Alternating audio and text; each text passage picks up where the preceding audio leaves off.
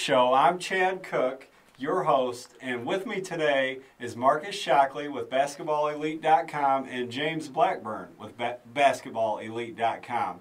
Let's get started here with a discussion of the Under Armour Elite 24, which was aired on ESPNU this past weekend.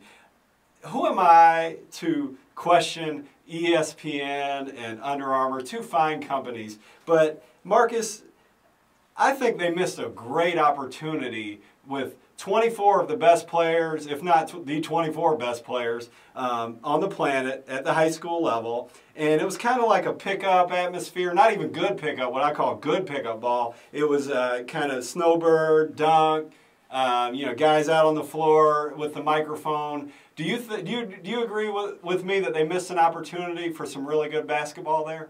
Yeah, it's funny. I'll be honest. I don't enjoy the Elite 24 as much as I think some people. I know they're trying. Babito Garcia is out there on the court with his microphone, and I know they're trying to recreate that Rucker Park atmosphere.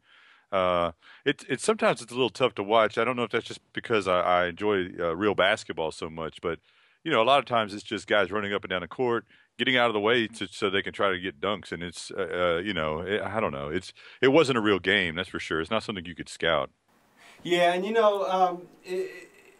having seen those guys just a month earlier at the Peach Jam, and they were battling so hard and they were competing so hard, maybe that has something to do with it too. And I guess when you mentioned the Rucker, there's only one Rucker, so I would again, unneeded advice. Why do they need my advice? But I would say, be different and let the guys go at it, and that would be much more entertaining. But that said, the weekend did not lack for entertaining moments, especially when it comes to a couple guys. Aaron Gordon made a couple really big plays, a couple really exciting plays in the game, and Julius Randle with his winning dunk.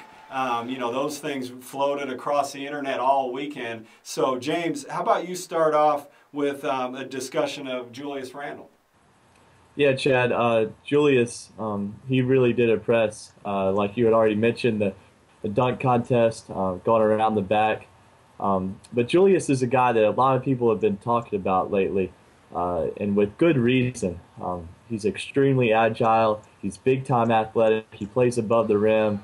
And like Marcus said, this game wasn't really a game where you could scout him, but he did showcase his ability to put the ball on the floor, pass the ball.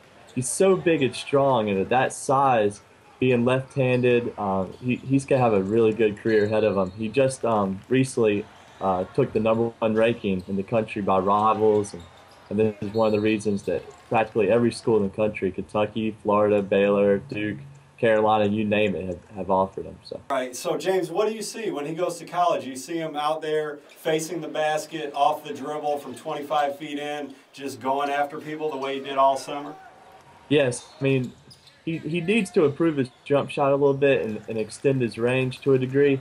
But right now, he's playing against guys that he doesn't need to do that. He could just go to the rim. And I see him, even at the college level, being able to continue to do that. I mean, he reminds me to a little bit of Terrence Jones, went to Kentucky. And I think he's even a better ball handler and a better passer than Terrence Jones. And Jones, he's been able to excel he excelled at Kentucky. So I see Randle doing similar things. Yeah, and he's taller and thicker, and he's a monster, no doubt about it. Now, Marcus, tell us a little bit more about Aaron Gordon. Well, you and I, we got to see Aaron in the EYBL and over the summer, and he was coming back from injury. I don't know any other way to say it. Aaron's one of my favorite players in his class. He's one of my favorite players in high school. And I mentioned on the show before about how the offense needs to run through him. And he's just amazing. Like, he always knows what to do. And in this game, I think what was really interesting is he started off a little slow, and it was almost as, and I don't want to say what he was thinking, but it was almost like he suddenly realized there's no defense. It's time. I'm just going to run up and down, and he goes down and does a between the legs dunk, and he just goes crazy. But I mean, there's no denying the athleticism of a guy like that. 6'9", explosive, versatile. I think somebody on the show mentioned that they reminded him of Blake Griffin, and I don't agree with that at all. I think he's much more versatile than Blake Griffin. He's not the power player that Griffin is. But you know, it's hard for me to find flaws in in Gordon's game. I just think he's amazing. Even in a game like this where they're not playing defense, you could see that he might be he might be a pivotal player for a college to get and make a run in a national title. Yeah, yeah, he's amazing. Now, switching topics a little bit here, let's talk about transfers. It's the fall time.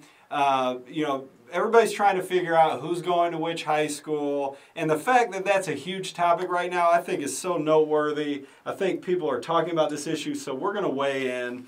I'll start the discussion this way. Over in our neck of the woods in the southeast here, one of the best players is Sindarius Thornwell, Lancaster High School, played for Team United in the EYBL. We've featured him on the show before.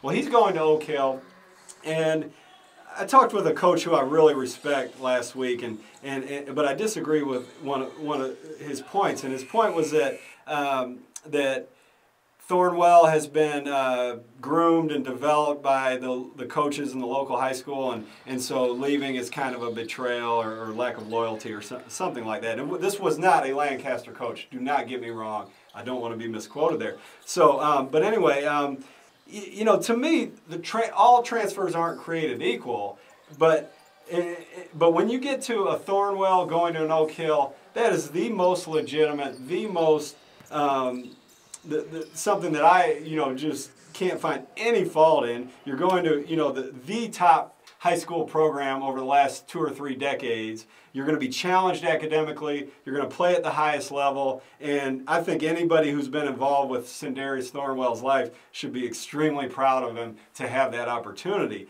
So that's that as far as my opinion. Now, let's use that as a springboard to talk about just transfers in general. So, Marcus, you give your opinion. Stanford Robinson, for instance, goes from Paul VI, a great school, a great basketball place in Virginia, to Findlay Prep, which many people know a lot about, and they are extremely competitive as well. Is that similar to Thornwell and Oak Hill, or is that a little bit different? And give your opinion. Well, you know, I don't want to, this is an outsider looking in, but I don't see that as the same at all. I mean, you're talking about 2 national powers where a player is transferring between them. And right now, there's a difference between Thornwell. Let's say like Troy Williams is going to Oak Hill and Nate Britt is going to Oak Hill. Nate was at Gonzaga, D.C. You know, those guys probably, you know, it's hard to argue going to Oak Hill. Last year, Tyler Lewis went from Forsyth Country Day to Oak Hill. It was a great move for him. Prior to that, the knock on him was he couldn't play defense or everything. And Coach Smith up at Oak Hill, he turned Tyler into a defensive star, you know, like in addition to being an offensive guy. So it's not the same, you know, Stanford going to Findlay. That you know, you don't know what's going on there. Not just in his case, but anytime you see a player is transferring between 2 national powerhouse schools, you don't know. I don't know if they're getting a benefit. I mean, you really have to wonder exactly what's at play behind the scenes. Yeah, that makes perfect sense. And you know, one of the things that I say is, you know, you've got. So that's at least 2 different situations. The third one is, okay, I'm going to go to this, and this might affect a different level of player, the situation I'll bring up now. So I'm going to go to this new school because that'll get me a scholarship, that'll get me exposure, things like that. And if you're searching for the school, the change in school to make you look like a better player, to impress somebody, in my opinion, that might work sometimes, but in my opinion, that's not a winning formula. So, James, before you get to your point about transfers in general, tell me what you think about that. I'm changing schools so I can get a scholarship, or I'm changing schools so I can get more exposure. Is that a winning formula? I mean, I think it definitely is if you're going to get more exposure. I think that's one of the reasons. In as far as my opinion, there's 2 or 3 reasons that are good to transfer, and that was one of them. You know, to go to another school like Oak Hill, like Findlay Prep, to get more prepared for the college competition. It's more like a college atmosphere there. You stay in a dorm.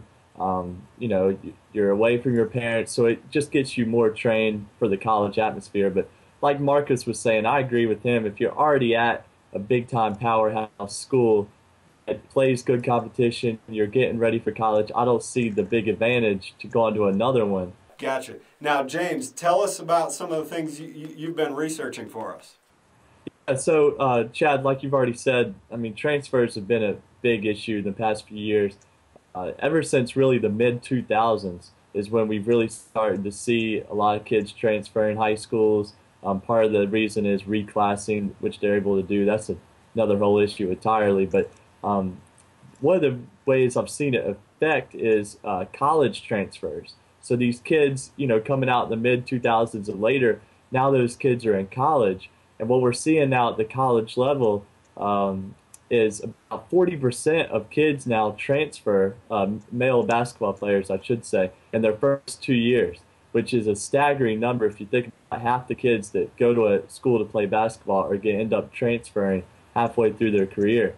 And I really think this is a carryover from from high school. Kids, nowadays they may get frustrated with playing time, or they may just want to get instant gratification, so they're going to say, well, I'm going to go somewhere else where I can get more.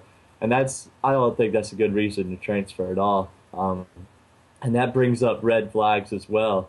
I was able to talk to several college coaches at different levels about what they experience with transfers, how they look at it as far as the red flag issue. And they say that pretty much overall at any level that I talk to, they say if they see transfers multiple times, they'll look into a kid more. So they'll call the coaches, they may call friends, parents, et cetera, to find out what the issue was. Was it maybe an issue where they just wanted to get to a better academic situation, or did the family move, or was it something else where the kid maybe wasn't satisfied, maybe he wasn't getting along with the coach or other players, and that's something that would maybe halt the recruiting process a little bit. But they also said, or one of the coaches said, that if a kid is good enough, as far as if he's a big time player like Michael Beasley was when he was in high school, he went to 6 different schools, they will tend to overlook the transfers, as in, differently if it's just another random kid. But well, that's the golden rule of recruiting, right? If he's good enough.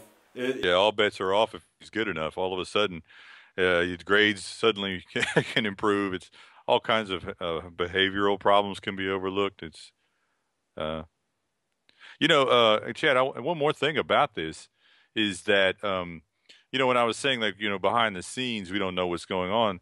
There's two that I see two factors in a transfer. One is if it's in the player's best interest. So, as you mentioned, in the case of Sindarius, I see no downside, and the people at Lancaster should understand. I mean, I don't want to speak to them or for them or condescendingly, but it's a good representation of Lancaster. The player at Olympic last year, Alaric Freeman, who is leaving Olympic to go to Findlay, his coaches said this is the right move. They felt like he was achieving something, that it made Olympic and Charlotte look good that Alaric was going to Findlay Prep. So in their mind, it was like, no, this is the right move. This is the best step. And I think that's the case with Sindarius. Going to Oak Hill is not a bad statement on Lancaster, and that's what's best for the player. But there's another side of that, which is that there are some adults who are involved somewhere, not in the case of Sindarius, but other schools. And whether it be a coach who wants to get a bunch of high-profile recruits so that he can win at the high school level, and there are guys who will stockpile players. I mean, I've known players who I felt were strong Division II or low major prospects who would go and transfer to a military academy or something like that and sit on the bench thinking, this is how I'm going to get that big, UNC or Kentucky offer. And the reality is no, that coach is using you. Or there was some back deal somewhere between a coach. It's all about the adults, and so those are not the national power. There's tons of these small schools popping up all over the country, and the South in North Carolina is probably one of the dominant areas where they're telling parents, yeah, we'll get your kids looked at, we'll help them. They need to come and play at a private school or play it, and none of that is true. I mean, they'll come and they'll play, but no college coaches will come to some of those schools. The kid is just there to help the coach win, and at the end of the year, he won't have any more scholarship offers. He won't be doing well in school. It's a completely different story than to say Oak Hill, Findlay Prep, things like that.